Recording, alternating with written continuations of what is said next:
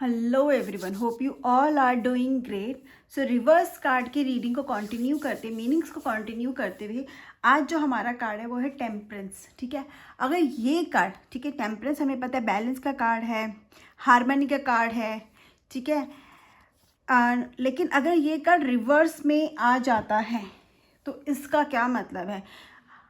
Obviously अगर ये card reverse में आता है तो इसका मतलब है out of balance, excess of one thing. आपका लाइफ में बैलेंस नहीं हो रहा है, किसी लाइफ में किसी एस्पेक्ट में बहुत ज़्यादा इम्बैलेंस हो रहा है, बहुत ज़्यादा एक्सेस हो रहा है। वो एस्पेक्ट क्या है, अगर आप थोड़ा सा एनालाइज करोगे तो आपको समझ में आ जाएगा। और अदरवाइज ऑल्सो जो बाकी के कार्ड्स आप निकालोगे रीडिंग में, उससे भी समझ में आ जाएगा कि वो एस्पेक्ट क्या हो सकता है। वो आपका करियर हो सकता है, रिलेशनशिप हो सकता है, फाइनेंसेस हो सकते हैं, हेल्थ हो सकती है, राइट। फॉर एग्जाम्पल अगर आप फिटनेस फ्रीक हो तो इतने ज़्यादा आप फिटनेस फ्रीक हो चुके हो कि आप बहुत ही ज़्यादा डाइट पे, कि कहीं ना वो आपकी बॉडी को भी अफेक्ट कर सकता है नेगेटिवली। ठीक है, एक्सेस में अगर हम जाते हैं तो हमारी बॉडी को नेगेटिवली इम्पैक्ट होता ही है, चाहे वो फिटनेस हो चाहे वो अनफिटनेस हो, कुछ भी हो सकता है कि आप अपने काम में इतना बिजी हो गए हो, आप अपने काम को प्यार करते हो, ग्रेट, बट इतना ज़्यादा उसमें इंडल्ज हो गए कि अपनी फैमिली को इग्नोर कर दिया, फैमिली में इतना ज़्यादा हो गया कि काम पे ध्यान नहीं दे रहे, एनीथिंग। और इसके अलावा आपका अगर ये कार्ड आता है तो आप ये भी दिखाते हैं कि आपका ना लॉन्ग टर्म कोई विजन नहीं है, लॉन्ग टर्म प्लान्स नहीं है, आप अभी का सोच रहे हो। आप कहते हैं ना इंस्टेंट ग्रेटिफिकेशन, इंस्टेंट आपको रिलीफ मिल जाए, उसमें ज़्यादा बिलीव करते हो rather than focusing on the long term goals. आपको लगा, चलो आपको ये अच्छी लगी, आपने ले ली, आपको लगा कि इन्वेस्टमेंट करूँगा, अरे इतने पैसे लगेंगे, पता नहीं इसका रिटर्न कब मिलेगा, लेकिन उसका रिटर्न आपको मल्टीप्लाई होकर मिल सकता है। बट आप क्या कर रहे हो, आप वो चीज़ें कर रहे हो जिसमें आपने कहीं कोई व्हीकल परचेज कर लिया, लग्जरीज में स्पेंड कर दिया, ठीक है। मे बी आपने बहुत इन्वेस्टमेंट करी बट बहुत लॉन्ग टर्म के हिसाब से नहीं करी, छोटी छोटी इन्वेस्टमेंट्स करी है। अगर आप एक साथ इन्वेस्टमेंट करोगे, लॉन्ग टर्म के लिए करोगे तो आपको भी फ़ायदा होगा। या फिर आप जॉब देख रहे हो, आपने देखा पैकेज बहुत अच्छा और आपने जॉब ले लिया, आपने ये नहीं देखा कि इस कंपनी का वर्क कल्चर कैसा है, ये जो वर्क आपको मिल रहा है, जो आपको प्रोफाइल मिल रहा है, वो आप वहाँ पर कंसिस्टेंटली काम भी कर पाओगे नहीं कर पाओगे। आपको क्या दिखा, सिर्फ पैकेज बहुत अच्छा है and all that, working days कितने हैं शायद वो भी आपके लिए कंफर्टेबल ना हो। तो लॉन्ग टर्म विजन होना बहुत ज़रूरी है। तो मेक श्योर आप जो भी कर रहे हैं ना उसमें ये भी देखो कि लॉन्ग टर्म आपको क्या इफेक्ट करेगा। हो सकता है आज आप बहुत ज़्यादा हेल्थ को इग्नोर कर रहे हो और अभी आपको शायद ना पता चले, maybe you are young, but आगे जाके वो आपको बहुत ज़्यादा इम्पैक्ट कर सकता है। इस चीज़ का आपको ध्यान रखने की ज़रूरत है। एंड इट ऑल्सो शोज़ कि अगर आप कोई पाथ फॉलो करने जा रहे थे, वी सी दैट, बट अभी क्या है, अगर हम अब राइट नाउ को कुछ मिलता है कि हाँ मुझे ये करना चाहिए, मुझे कुछ नया स्टार्ट करना चाहिए, या ये तरीका सही है, या फिर I should get into this, ये मेरे लिए फ़ायदा होगा, तो मत करना। क्योंकि अगर जो भी आप नया स्टार्ट करोगे, कुछ करने की कोशिश करोगे और यू स्टार्ट फॉलोइंग समथिंग, तो होगा क्या, वो आपके लिए बहुत ज़्यादा डिस्टर्बेंस लेकर आएगा, लाइफ में टर्बुलेंस लेकर आएगा, बहुत ऑब्स्टेकल्स लेकर आएगा और कहीं ना कहीं लाइफ को बहुत इम्बैलेंस कर देगा, राइट। तो आपको अभी उन चीज़ों पे फोकस नहीं करना है, अभी कुछ मत करो, जो आप कर रहे हो उसी में बैलेंस क्रिएट करने की आपको कोशिश करनी है। सो मेक श्योर कि जब भी कार्ड टेम्परेंस रिवर्स में आता है, अपनी लाइफ को एनालाइज करो, ये देखो ऐसा कौन सा एस्पेक्ट है लाइफ को जो आपने इतना ज़्यादा इग्नोर कर दिया, कोई ऐसी चीज़ है जो आप बहुत ज़्यादा कर रहे हो, बहुत ज़्यादा, कहते हैं excess of everything is bad. उसी तरह से किसी चीज़ में अगर लेकनेस होगी, बहुत ज़्यादा कमी हो जाएगी, तो वहाँ पर भी वो चीज़ ख़राब हो जाएगी। तो वो चीज़ ध्यान देने की आपको बहुत ज़्यादा ज़रूरत है। अब यही कार्ड अगर लव में आता है तो इसका क्या मतलब, अगेन आपकी लाइफ बैलेंस नहीं है, रिलेशनशिप बैलेंस नहीं है। अब इसमें यह भी हो सकता है कि अगर आपको गुस्सा आया तो आप इतना ज़्यादा गुस्से में रिएक्ट कर देते हो, बोल देते हो कि फिर आप ध्यान ही नहीं देते, सोचते नहीं हो कि सामने वाले के भी इमोशंस उठ रहे हैं। आपको बस खुद पर है कि आपको जो बोलना है आपको वो बोलना है। और अगर आपको प्यार भी आ रहा है तो बहुत पॉजिटिव हो जाते हो, कुछ ज़्यादा ही केयरिंग हो जाते हो, पर शायद सामने वाले को भी थोड़ा स्पेस चाहिए। आप देखो आपका कौन सा आप किस तरह के हो, ठीक है। अगर आप केयरिंग हो तो बहुत ज़्यादा केयरिंग नहीं होना, आपको ना एक स्पेस देना है सामने वाले को, उसको एक फ्रीडम भी देनी, प्रिवेसी भी देनी है। और अगर आप बहुत ज़्यादा गुस्सा हो जाते हो तो भी आपको दिखना है कि आप एकदम भी ऐसे मत करो कि आप ब्लर्ट आउट कर दो, सब कुछ बोल दो। अगर गुस्सा भी आ रहा है तो आपको बस समझाना है कि प्रॉब्लम कहाँ है, ठीक है। आपको अपने एंगर पे कंट्रोल करने की ज़रूरत है, बहुत पॉजेसिव नहीं होना है।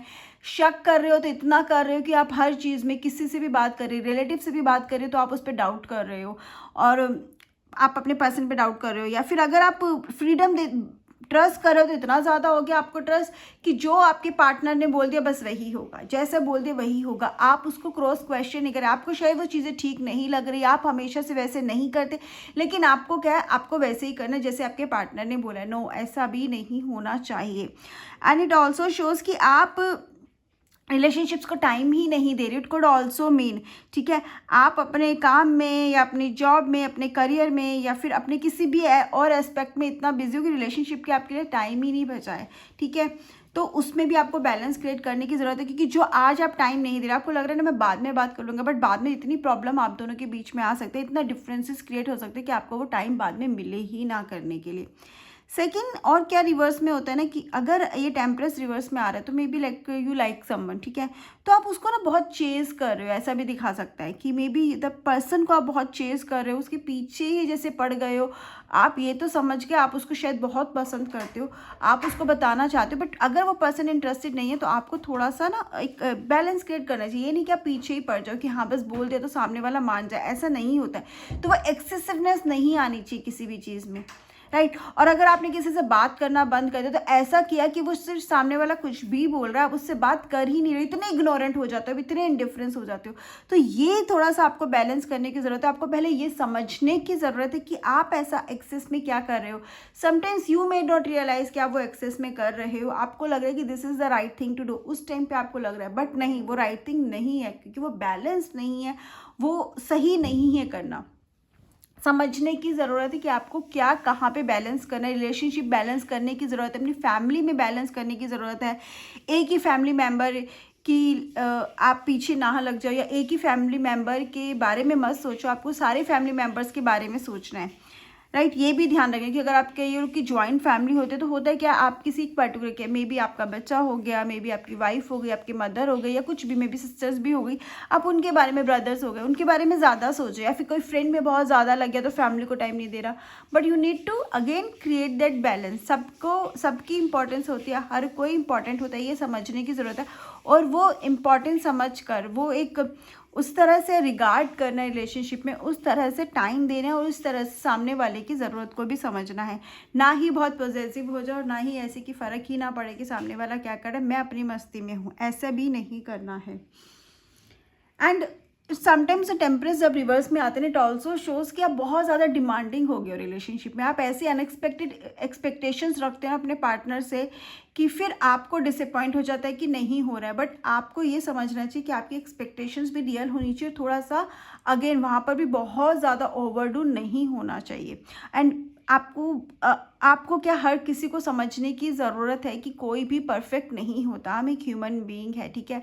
और एवरीवन, ठीक है, हर कोई क्या उसमें उसके साथ प्रॉब्लम्स है, उसके साथ इश्यूज है, कोई कमियां एक नहीं, बहुत सारी कमियां सब में होती है।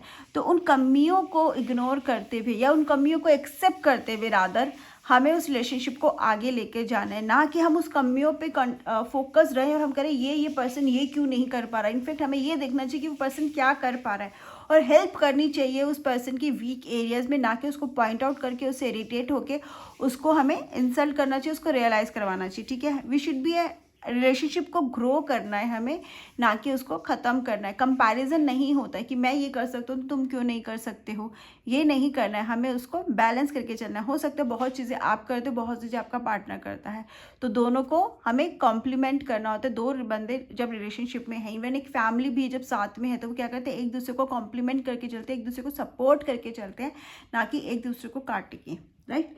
एक दूसरे के अगेंस्ट रह के तो आगे हम नहीं बढ़ पाएंगे। अगेन करियर में भी अगर ये रिवर्स में आ रहा है तो वही, करियर में भी बैलेंस नहीं है। लेट्स से अगर आप वर्क पे फोकस करें तो इतने वर्कहोलिक हो चुके हैं कि आप काम के अलावा कुछ दिख ही नहीं रहा है, और अगर आप ध्यान नहीं दे रहे तो इतने ज़्यादा आप लेज़ी हो गए हो, इतने ज़्यादा आप कहते ना ईजी गो हो गए हो कि आप कुछ में इनिशिएट ही नहीं कर रहे हो, अपना काम टाइम पे नहीं कर रहे हो, राइट। एंड इससे क्या है कि आपके आसपास के लोग हैं, कलीग हैं, उनको बहुत प्रॉब्लम हो गई। जब आप वर्कहोलिक होते हो, यस, वो आपको ग्रोथ दे जाता है इन अ वे, ठीक है, बट लेकिन जब आप बिल्कुल ही काम से पे ध्यान नहीं देते हो ना, तो वो आपके लिए बहुत ज़्यादा हार्मफुल हो सकता है। एंड वर्कहोलिक में भी आप ये देखो कि आप काम कहाँ पे कर रहे हो। आप काम तो कर रहे हो, बट उसके रिजल्ट्स क्या मिल रहे हैं, उसके रिजल्ट्स मिल भी रहे हैं, नहीं मिल रहे, ये नहीं आप करते जा रहे हो, करते जा रहे हो, आपको कोई रिटर्न नहीं मिल रहा है। और इन सम केसेस ये भी हो सकता है, कुछ लोग क्वालिटी पे फोकस करते हैं कि क्वालिटी मतलब काम एकदम ठीक होना चाहिए, फिर क्वांटिटी नहीं होती है, मतलब काम का अमाउंट ऑफ वर्क कम हो जाता है, बट काम बहुत अच्छे से होते हैं, लेकिन वो भी अफेक्ट करता है। और कुछ लोग क्वांटिटी पे इतना ज़्यादा फोकस करते थे, क्वालिटी को भूल जाते। तो ये चीज़ भी बैलेंस करनी बहुत ज़रूरी है कि आप किसी चीज़ का एक्सेस मत करो, कि दोनों में ही, ठीक है, अगर दोनों में से किसी भी एक चीज़ को आप इग्नोर करते हो तो वो आपको सीधा सीधा इम्पैक्ट करेगा। प्रोजेक्ट्स में बहुत ज़्यादा आप इन्वॉल्व हो गए हो, बट ये देखो कि उस और क्रेडिट कोई और ले जाए, ऐसा भी ना हो। तो आप काम करो, ठीक है, लेकिन उसको बैलेंस करके चलो। और ये भी देखो कि आपको आउटपुट मिल रहा है ना, ये ना हो कि आपका जो भी मेहनत है वो ज़ीरो ना हो जाए, ये ध्यान रखने की ज़रूरत है। अगेन थोड़ा सा आपको लॉन्ग टर्म गोल्स रखने चाहिए अपने करियर में, ठीक है। शॉर्ट टर्म गोल्स पे फोकस नहीं करना, लॉन्ग टर्म गोल्स पे करना है। तो हो सकता है शॉर्ट टर्म गोल्स में आपको थोड़ा डिसअपॉइंटमेंट्स फेस करना पड़े, लेकिन अगर लॉन्ग टर्म गोल आपके क्लियर हैं तो आप बहुत ज़्यादा, कहते हैं ना, अपने आप को समझा पाओगे और उस पर वर्क कर पाओगे। बट यहाँ पर अगर रिवर्स में आता तो वो थोड़ा सा मिस दिखता है लॉन्ग टर्म गोल्स, राइट। और be aware of making a reckless choices, careless choices, एकदम कहते हैं ना, एकदम हमने ऐसे ही लाइक चॉइस कर लिया किसी भी चीज़ में, करियर के मामले में, अपने करियर फील्ड चूज़ करने में, चल कर लेते हैं, ये नहीं। आप क्या वो करना चाहते हो, आपको सच में करना है, ये नहीं कि 10 लोग कर रहे तो आपने भी वो फील्ड चूज़ कर ली। नो, अगर सब वहाँ पे जॉब करे तो आपने भी वहाँ पे इंटरव्यू दे दिया, ऐसे नहीं, ठीक है। अगर सब बीपीओ में जा रहे हैं, सब कॉर्पोरेट जॉब में जा रहे हैं, तो आप भी मे बी आपका जो पैशन है वो टीचिंग में हो, बैंकिंग में हो, फिनेंस में हो, तो आपको अपने हिसाब से करना है, ना कि जस्ट ऐसे ही बस कोई बात नहीं कर लेते हैं, करना है ना, सब करे तो हम भी करते हैं, वो आपका एटीट्यूड नहीं होना चाहिए। Be very careful, right. अब अगर यही कार्ड आपका फाइनेंसेस में आते तो अगेन हम वी सी द इम्बैलेंस, ठीक है। इम्बैलेंस इन व्हाट, या तो खर्चा इतना कर रहे हो कि कोई परवाह ही नहीं है सेविंग्स की, और अगर सेविंग कर रहे हो, बचा रहे हो, सेविंग भी यहाँ पे बचा रहे हो, तो एकदम कंजूस बन चुके हो कि मैं तो 1 रुपया नहीं दूंगा किसी चीज़ के लिए, बस। तो दोनों ही गलत है, ठीक है। लग्जरीज पे में भी बहुत ज़्यादा, अगेन इंस्टेंट ग्रेटिफिकेशन पे आप बहुत ज़्यादा स्पेंड कर सकते हो। इंस्टेंट मतलब जिससे एकदम खुशी मिल जाए, तो एकदम खुशी, लाइक जैसे आपने कार खरीद ली, ठीक है, आपने घर खरीद लिया, जिससे क्या होगा, आपको बहुत एकदम से खुशी मिलेगी, बट लॉन्ग टर्म उसमें क्या है, अगर आप घर खरीदे तो फिर भी उसकी लॉन्ग टर्म में आपको कुछ वैल्यू मिल सकती है। लेकिन अगर आप गाड़ी खरीद रहे हो, या आप कपड़ों पे स्पेंड कर रहे हो, या आप लग्जरीज पे स्पेंड कर रहे हो, तो उसका लॉन्ग टर्म रिटर्न आपके पास नहीं है। और इतने भी कंजूस नहीं बनना कि ज़रूरत तो है, बट लेकिन मुझे खर्च नहीं करना, क्योंकि मुझे बचाना है, मुझे आगे फ्यूचर सेव करना है। फ्यूचर तो सेव तब हो जाएगा, ठीक है, लेकिन आपका ये ना कि आपका प्रेजेंट खराब हो जाए। सबसे इम्पॉर्टेंट हमारा प्रेजेंट है, ठीक है। हमें प्रेजेंट को किसी भी तरह से स्पॉइल नहीं करना, किसी भी एक्सेस में जाके। अब जब हम लग्जरीज में ओवर स्पेंड कर रहे हैं, तब भी हम अपने प्रेजेंट को ख़राब ही करेंगे, क्योंकि हम फ्यूचर पे फोकस नहीं करें। हमें प्रेजेंट को किसी भी तरह से ख़राब नहीं करना, ना ही ओवर स्पेंडिंग करके, और ना ही ऐसा करके कि कंजूस बन के बैठ जाओ, एकदम माइजर हो जाओ, नहीं, वो भी नहीं। एंड अगर इन्वेस्टमेंट्स की बात करें तो यहाँ पर आप अगेन शॉर्ट टर्म इन्वेस्टमेंट्स में ज़्यादा बिलीव कर रहे हो रिवर्स में, तो आपको थोड़ा लॉन्ग टर्म इन्वेस्टमेंट्स पे फोकस करने की ज़रूरत है। ऐसा नहीं है कि आपकी इन्वेस्टमेंट्स ख़राब हो जाएंगे, नहीं, बट येस, लॉन्ग टर्म पे फोकस करोगे तो आपके रिटर्न्स बहुत अच्छे मिलेंगे। इन्वेस्टमेंट्स ख़राब नहीं रही, सीधे कप रिवर्स ज़रूर हो गए, बट ऐसा कुछ नहीं है कि वो एकदम ही बाहर आ गया है, ठीक है। तो आपको इन्वेस्टमेंट के रिजल्ट तो मिलेंगे, बट शॉर्ट टर्म के रिजल्ट भी शॉर्ट ही होंगे, बहुत ज़्यादा नहीं होंगे, ठीक है। आप जब भी फाइनेंशियल की बात करो तो आपको सब कुछ देख के चलना है कि आपके लिए क्या ज़रूरी है, प्रेजेंट के लिए क्या ज़रूरी है, फ्यूचर प्लान्स क्या है। एक बैलेंस क्रिएट करके तब आपको अपने फाइनेंसेस प्लान करने हैं, ठीक है। ऐसे ही नहीं कर लेने कि चलिए ये पैसा है इसको यहाँ दे दिया, ये पैसा है इसको रख दिया, हाँ इन्वेस्टमेंट कैसी, प्रेजेंट आपका अफेक्ट ना हाँ हो, लेकिन प्रेजेंट में इतना ना हो जाए कि फ्यूचर के लिए कुछ बचे ना। हमें दोनों देखने हैं, right. So please make sure आप वो बैलेंस क्रिएट कर पाओ कि देखो लाइफ में ऐसा तो है नहीं कि आपको अपॉर्चुनिटीज़ नहीं आएगी, ठीक है, वो भी आएंगी, बट आप मिस कर सकते हो। ग्रोथ भी है, लेकिन वो क्या हो रहा है ना, जो ग्रोथ है आप उसी को रिवर्स लेके जा रहे हो। आपके पास शायद सब कुछ है, लेकिन आप उस पर वैल्यू या तो नहीं कर रहे हो, या आप उसको ऐसे ही स्पेंड कर रहे हो, आप उसको प्लान नहीं कर रहे हो। एंड आप इमोशंस, या तो आप बहुत ज़्यादा इमोशनल हो जाते हो, जहाँ तक कि इमोशंस के चांसेस है कि आप बहुत इमोशनल होकर डिसीजंस लेते हो। तो आप इमोशनल होकर ना तो डिसीजंस लो, ना ही इमोशनल होकर कुछ भी किसी के साथ कोई प्रॉमिस करो। वो बहुत ज़्यादा आपको ध्यान रखने की ज़रूरत है जब टेम्परेंस रिवर्स में आते हो, कि वो आपको अफेक्ट कर सकता है। अगर टेम्परेंस रिवर्स में है तो कहीं ना कहीं वो आपका एक इमोशनल स्टेट चल रहा है। वो इमोशनल स्टेट में अगर आप आगे कुछ करोगे तो वो आपको नुकसान देगा आगे। रिमेंबर दिस, बिकॉज वो जो इमोशनल स्टेट है वो बैलेंस्ड नहीं है। अगेन रिमेंबर, एंजल्स आपके साथ हैं, ठीक है, कहीं ना कहीं वो आपको सपोर्ट भी कर रही हैं, आपको कहते हैं गाइडेंस भी देंगी, आपको इंडिकेशंस भी दिए जाते हैं कि ये चीज़ सही नहीं है, रुक जाओ। तो आपको बस वो साइन समझने की ज़रूरत है और अपनी लाइफ में एक बैलेंस क्रिएट करने की ज़रूरत है। So this is what I understand with the temperance reverse card. आप लोगों के अगर कोई क्वेश्चन है तो कमेंट सेक्शन में ज़रूर पूछिएगा, और व्हाट यू अंडरस्टैंड वो भी कमेंट सेक्शन में ज़रूर बताइएगा। Bye bye, have a great day, take care.